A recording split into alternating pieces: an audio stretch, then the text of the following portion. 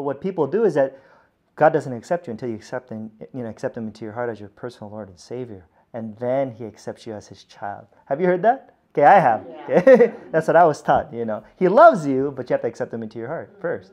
So I was saying, no, it's the other way around. What if the good news is that you're already accepted in him?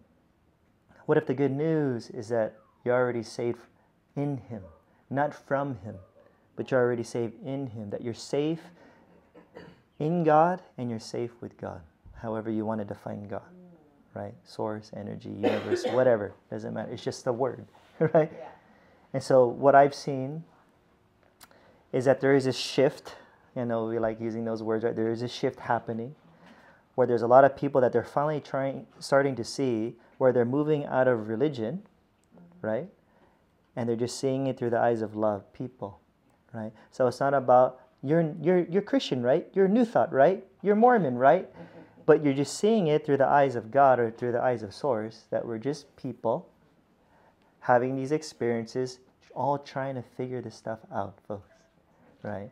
And from what I can tell, that even though I've abandoned a lot of my fundamentalist beliefs, one thing that I cannot reject or deny is this love that I've honestly experienced. And many times, the love that I've received have been from even non-Christians, right? So I'm not here to pit one over the other and say Christians are bad. I'm just saying it's just an experience because I grew up in the Christian tradition. Just however you guys have had your own experiences. No religion is proven true just because you have jerks within each religion. So, just because there's an atheist that's a jerk doesn't mean atheism's wrong.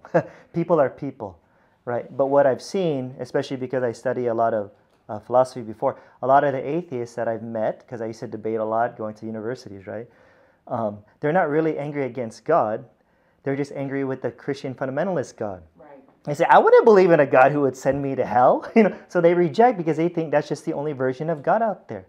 So it's all just a matter of semantics, right? Of how we define. What if God's not like that then? And that's the beautiful thing, because love is so big, it transcends all religion. So for me, I'm very much influenced by New Thought, but I don't want to be limited by that, by New Thought, or else you just follow whatever this says, right? Because all of those people are just as fallible. So Christians get scared of this when I admit this, but I do take stuff from almost every tradition, because I'm a seeker of truth. Right? So I don't try to make religion as, I got to follow this religion now. Every religion has its flaws. Right? Every system has it. Right? So truth is truth, no matter where it's found. If I see a prostitute that tells me 5 plus 5 is 10, I'm going to believe her, even if she's a prostitute. Doesn't matter who's telling you the truth. Truth is truth. And so that's what I want to do. Whoever you are, I can learn from you.